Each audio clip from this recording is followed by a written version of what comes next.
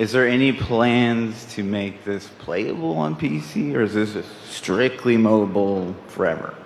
Are there any? The current plan is to be on mobile, both Android and iOS. We don't have any plans at the moment to do PC. Do you guys not have phones? Yeah, you guys all have phones, right?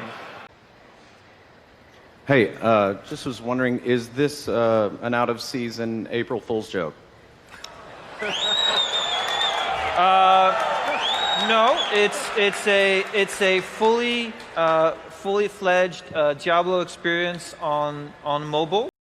Well, we all knew this day was coming for a long time now, and for a while it seemed like I'd pull an Obi-Wan and maintain the high ground and call down to Diablo how it was supposed to be better than the kinds of shitty RPGs that populate mobile markets, not join them. I had waited with eager anticipation to eviscerate this game the second it launched. I conceded to myself privately and in conversation with friends that it was very well possible Blizzard would, if only out of a sense of financial survival, try to salvage Diablo Immortal into something halfway decent. It's becoming increasingly easy nowadays to not only port, but also develop near AAA gaming experiences with both mobile and PC platforms firmly in mind. Try telling that to Blizzard though.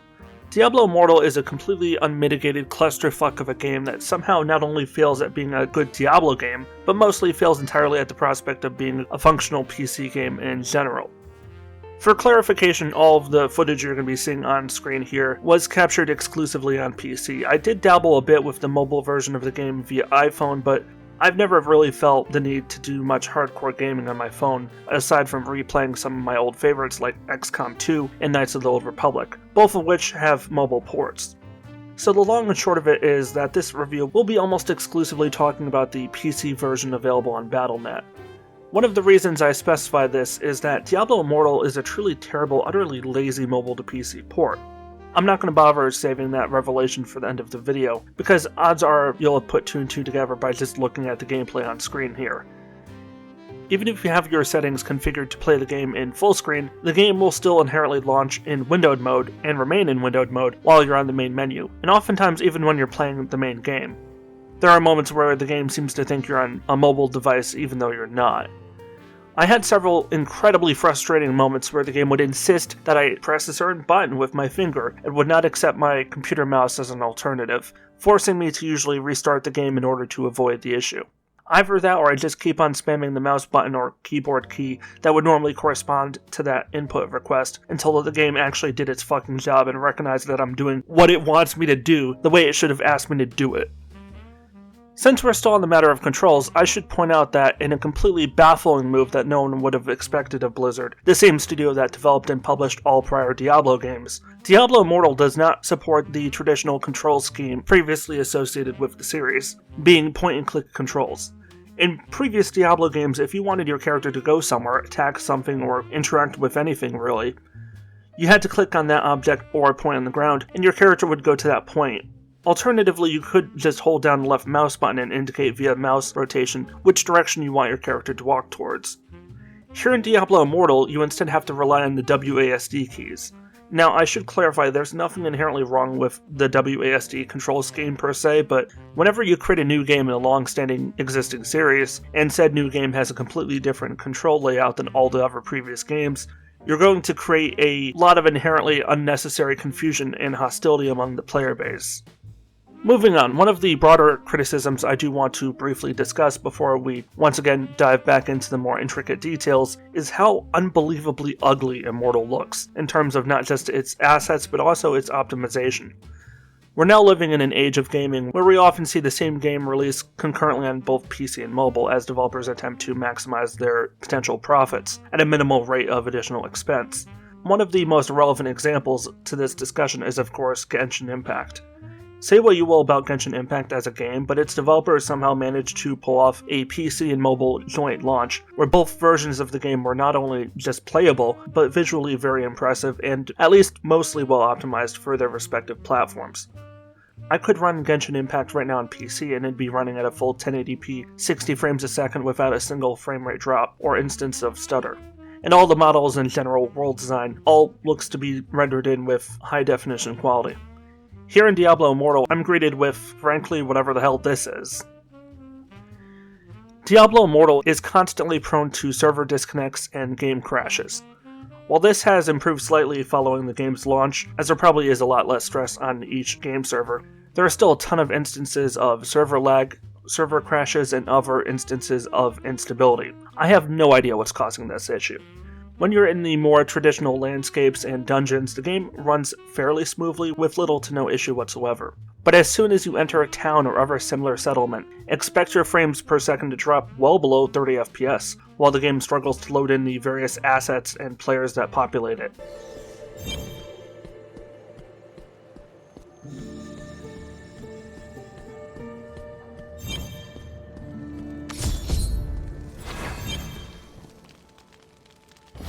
Ah, welcome, friend. Yes, I've been. Well done, my friend.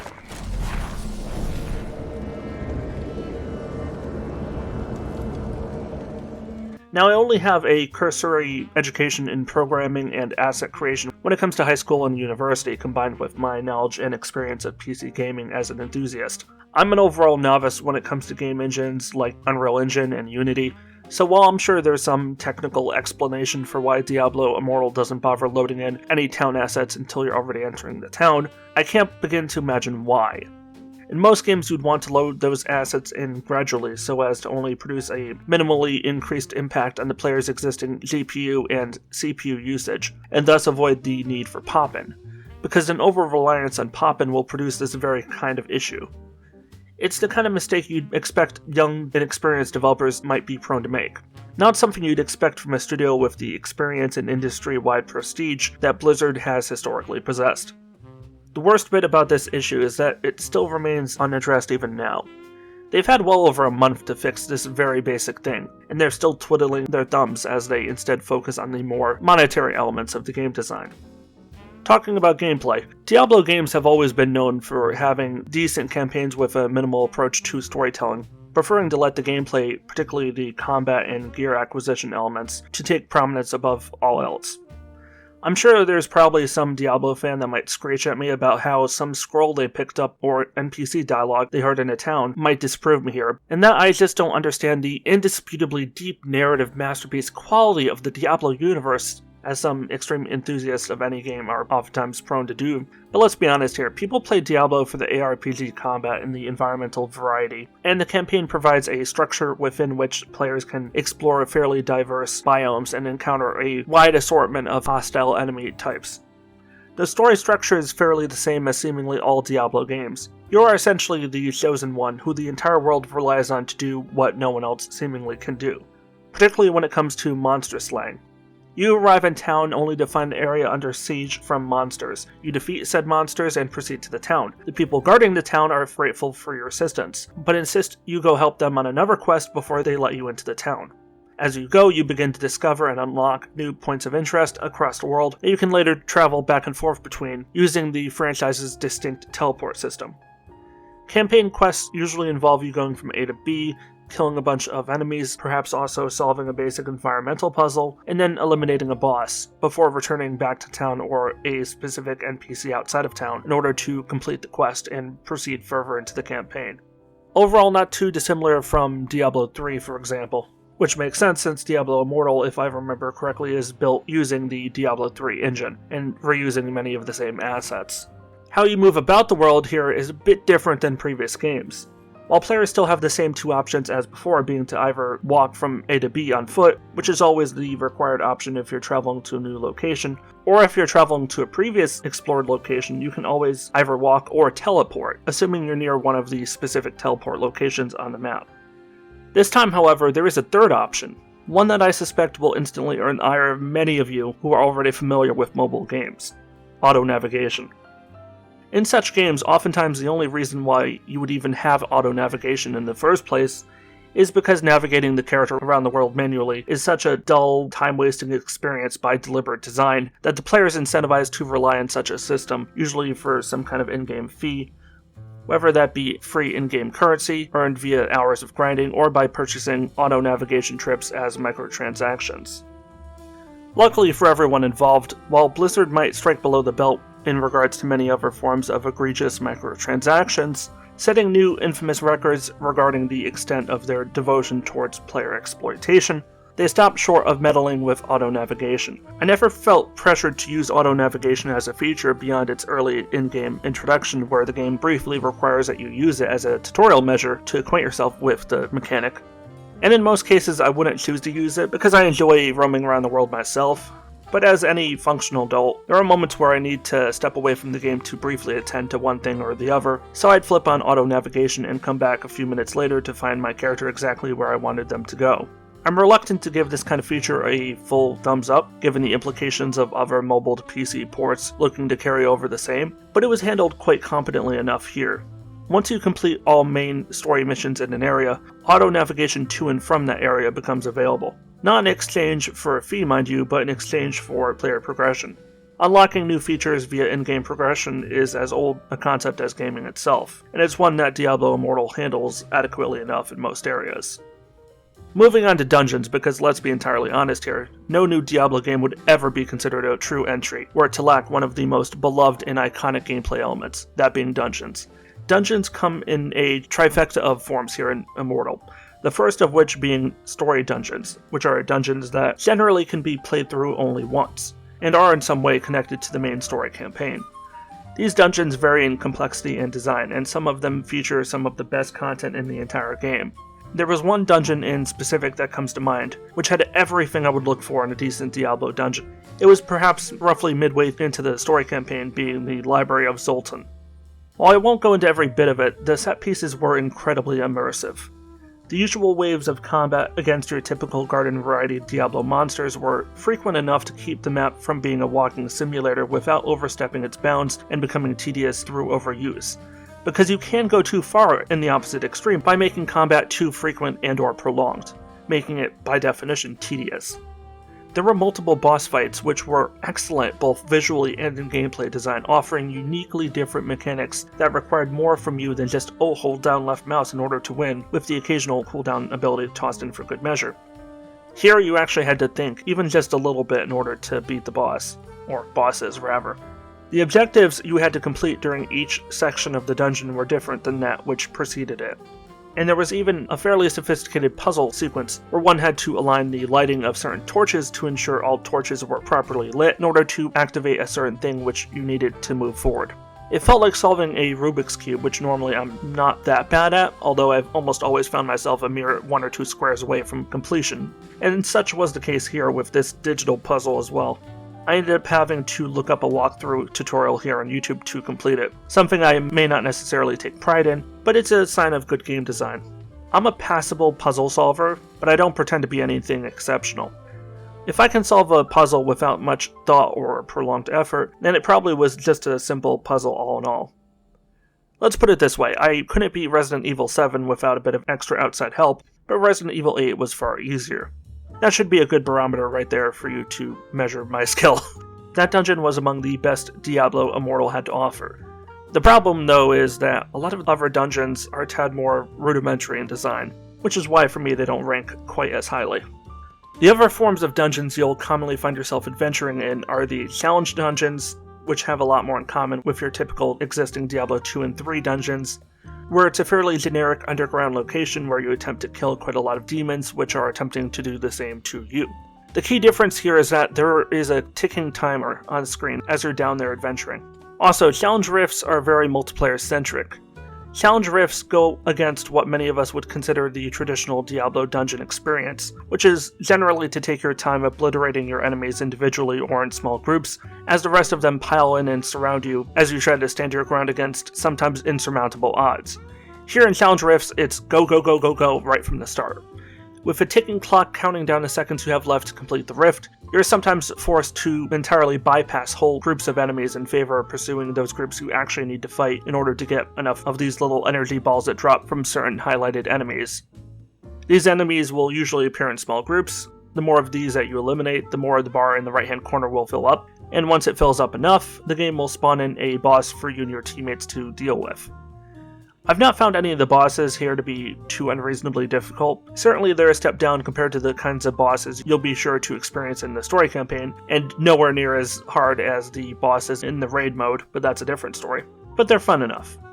Once you defeat the boss, you get whatever loot the boss drops, then you're free to exit the dungeon via portal whenever you wish. Conveniently enough, whenever you're playing one of these challenge rifts in multiplayer and you eliminate a boss, a blacksmith NPC will be spawned in so you can sell off unwanted items, upgrade those items you already possess, and salvage items for materials, among other things. Annoyingly though, the blacksmith NPC will not spawn in consistently at the end of the match if you're playing solo.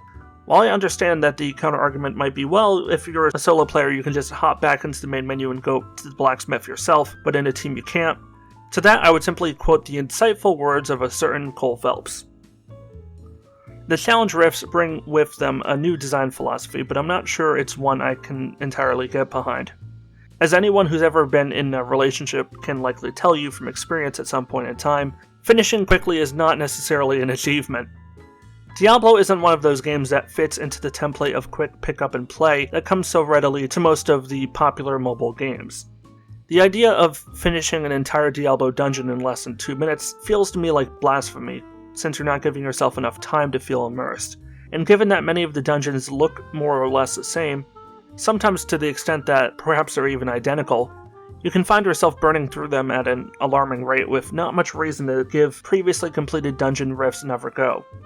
Also, the tedium of finishing a dungeon and then being forced back to the main menu in order to start a new one, making you sit through multiple loading screens for what oftentimes is literally just a there and back again sequence of events, is quite counterintuitive. The solution for this, along with the other aforementioned issues, is of course very simple.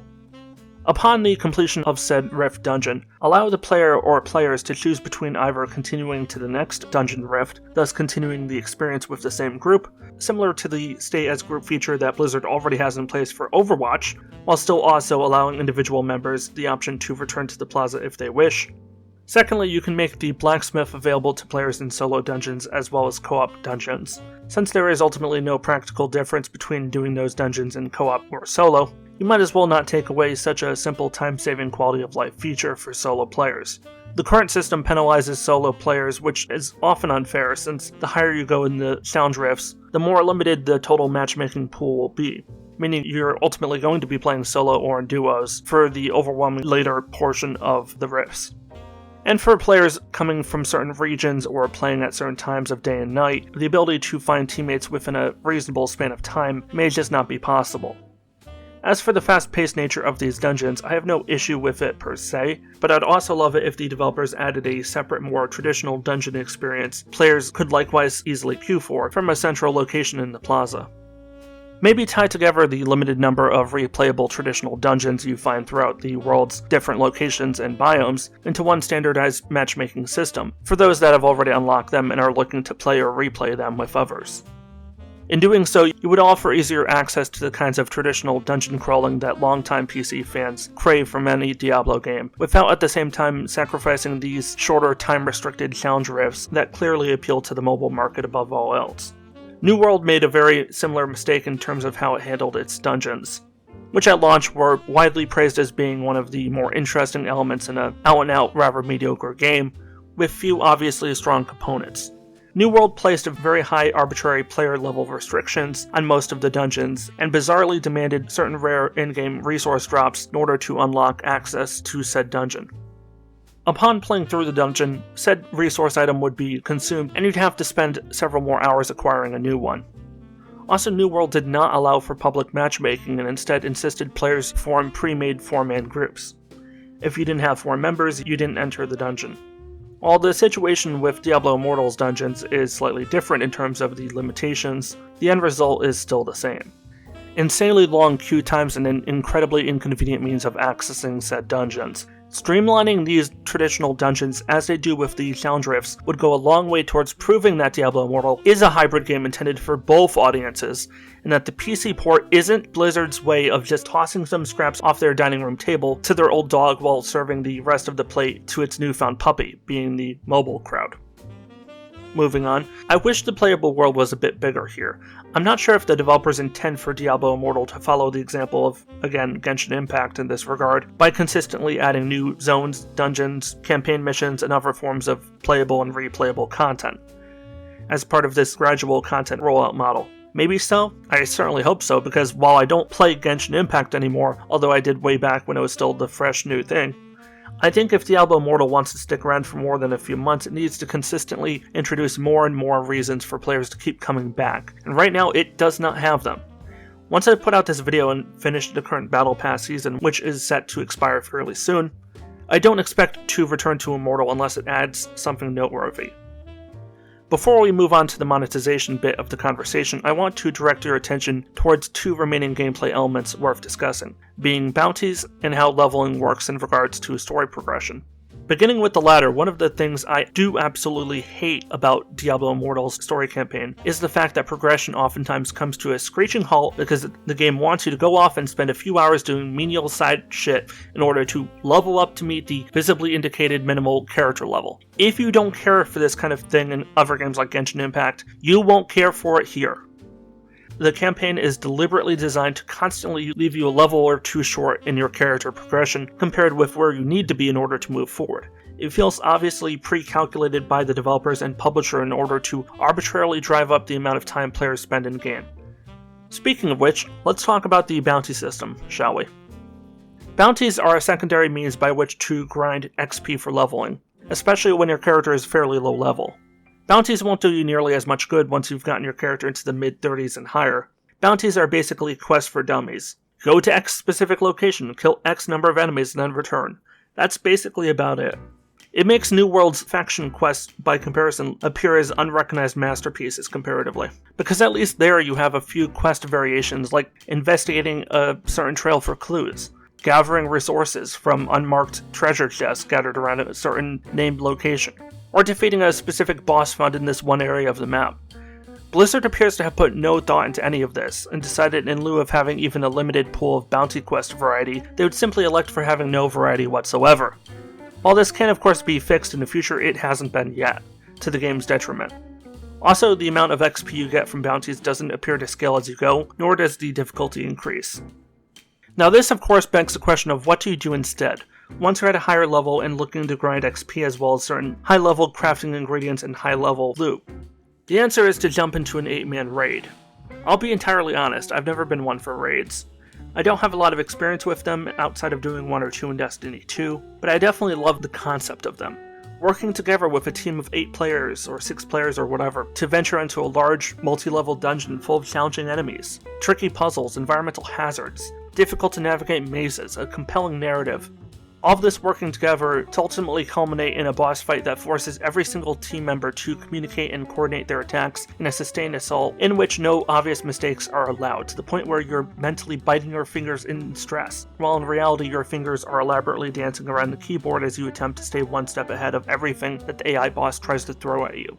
After you win, you should get that glorious hit of adrenaline, followed by you looking at the time only to realize that you've spent the last 6.5 hours completing this run, and you've got 20 minutes to turn over the laundry and make dinner before the kids get home from their after-school activities. That, to me, is a proper raid.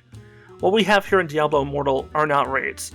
Calling them as such is an insult to not only every other developer who's ever worked on a proper MMORPG raid, but also an insult to Blizzard and the Diablo franchise as a whole, which at least in part helped inspire many of the mechanics behind modern dungeon strikes and raids present throughout the modern online RPG industry.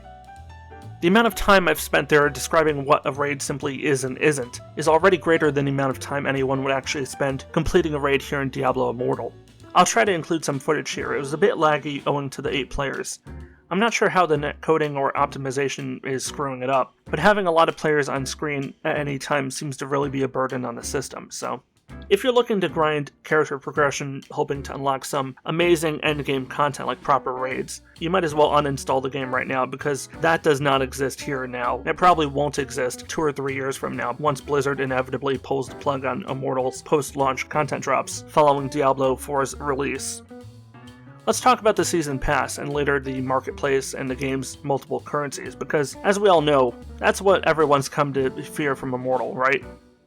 Is the over-monetization what it's cracked up to be? The truth is both yes and no. Merely to try it out and get a general sense of what it's all about, I bought myself the Premium Battle Pass, which didn't cost too much, only about $5. Although, as with games like Fortnite or Fall Guys, you can of course spend additional money to fast track your progression within the Battle Pass, although I just prefer to grind. Thankfully, the grind itself isn't too tedious or burdensome. Depending on the amount of time you play, you should be able to level up your Battle Pass at a steady rate. When I played, it was usually on and off a few hours per day, ranging from maybe an hour to 4 hours a day. I could usually count on leveling up my Battle Pass at least once, if not more than once, during these sessions. I'm sure as I continued to get higher and higher in the Battle Pass, the number of Battle Pass points obtainable only through completing specific progression achievements as well as daily and weekly challenges will continue to rise as time goes on. It's a reasonable balance, nowhere near as grindy as what I've seen in other games, and the rewards granted to both free Battle Pass and Premium Battle Pass owners aren't too different from one another. Sure, it's not so much that Premium Battle Pass owners get extra specific exclusive items every time they level up, rather they just get a additional common or uncommon in-game reward for leveling up the Battle Pass. A reward that's almost always accessible in-game for those not interested in purchasing anything. So you don't have that feeling of, oh, I have this one weapon or skin that no one else can get. It's more like, hey, I got a couple extra gems, which is more than Billy Bob over there got. It's still an advantage in favor of premium players, but it's not a overt one. I also took a look at the cosmetics, because there are a few, emphasis on a few. There are only 4 or 5 cosmetic outfits available for purchase during my time playing, although as with anything, if you're watching this video a few months from now, that may have changed. There may be more now. I bought a single cosmetic skin that gave me this cool fire staff with a accompanying flaming bird, I'm assuming a phoenix, and I don't regret it. I've spent a total of maybe $10 or $15 on the game that I've spent so far dozens of hours playing. Not a bad return on investment if I'm being entirely honest. That said, there are other areas where the game is far less reasonable and the criticisms of over-monetization have far more legitimate grounds. To that end, let's turn to the marketplace. The marketplace is a physical location the player normally has to go to in order to access, although I believe there is a paid premium item you can purchase which allows you to access the marketplace remotely. This of course being one of many instances where the game not necessarily is pay to win, but certainly offers pay for convenience options, kind of similar to what Amazon's been doing with Lost Ark. At any rate, players can buy and sell items using Platinum, one of the several in-game premium currencies you have to keep track of. There are minimum and maximum price limits for items to prevent excessive price gouging or value depressions within the player economy, which will help ensure long-term economic stability. Oddly enough, the marketplace is a very restricted feature, allowing you to buy and sell only a handful of specific item types, those being gems, runes, and skill stones. For whatever reason, players are completely unable to buy and sell weapons among one another, and nor, as far as I'm aware, can players even drop items on the ground for one another to pick up. So even if you wanted to arrange a private unofficial quid pro quo trade with another player in public or private chat, there's no mechanism in the game to allow that. No trade window, no just dropping stuff on the ground, nothing. A game that's supposedly all about introducing a all-new multiplayer focus to the Diablo franchise, testing out what I suspect are a number of evolutionary gameplay concepts they plan to carry over to Diablo 4 next year. And here we are unable to trade items between players, not even through the explicitly labeled in-game auction house. Before I continue on with discussing the monetization component, I'm just going to sideline that for a moment to instead point out something that hasn't been discussed at all that much, to the best of my knowledge regarding Diablo Immortal. There are no NPC weapon and armor vendors present in the game, and nor is weapon and armor crafting explicitly incorporated as far as I can tell. There is a vendor you can visit that, for the barbarically high price of 10,000 gold, will send you a single high-value weapon or armor piece, the item in question being entirely randomized. You're spending 10,000 gold, roughly the amount of gold you'd earn running about doing dungeons and quests for several hours, on a random item that 9 times out of 10 will be complete garbage. I can't think of anything more telling in terms of representing the worst that Diablo Immortal has to offer than this debauched travesty of a once functional vendor system that the series had for so long been known for including.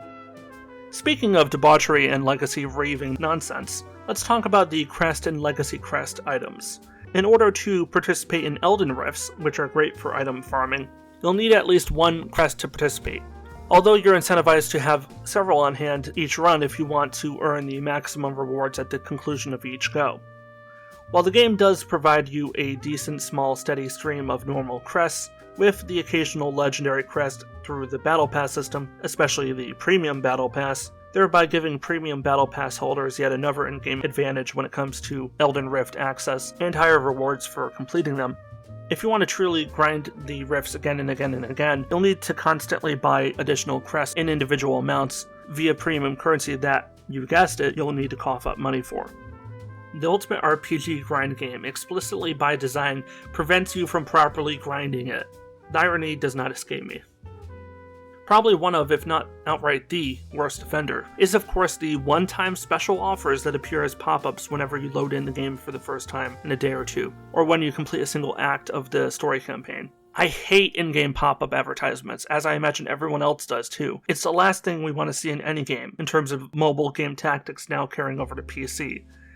The presence of pop-up ads telling us in bold lettering how for only $4.99 we'll receive this exclusive once-in-a-lifetime offer that no one in the history of the world has ever been presented with and never will again.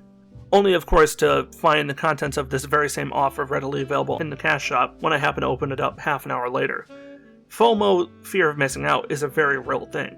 It's a marketing tactic that employs psychological manipulation intending to create feelings of indecision. By offering people a choice disguised as you telling them that you're taking that choice off the table in future, the goal is to force people to become more receptive in the here and now. It's manipulative and clever, but in the case of Diablo Immortal here, it's fucking dumb because you can just buy the damn item later from the cash shop. The limited time nature that they lie to you about is literally just that, a lie. For an online-oriented game with a live service model, one thing that's been surprisingly absent is anything resembling a proper roadmap. While Diablo 4 and Overwatch 2, Blizzard's two upcoming mainstream releases, both have roadmaps and leaders on both teams have made general statements about what they plan to do with their respective games following their Day 1 debuts, Diablo Immortal is effectively already out and no one has any clue what direction it intends to take next, creating the overall sensation that whatever was planned for the game is already included in it, indicating that Blizzard is planning to just dump it out there and abandon it, leaving it essentially in maintenance mode, as they're doing right now with Heroes of the Storm. At the end of the day, I'm coming away from Diablo Immortal feeling incredibly mixed. On one hand, it is a incredibly mediocre and even arguably terrible port, depending on which bits of functionality you're critiquing. But as a game looking at just the gameplay and story elements we'd normally look for in a Diablo game in general, it's probably one of the better entries in the series. It's definitely a far sight better than Diablo 2 Resurrected, and on par if not better than Diablo 3.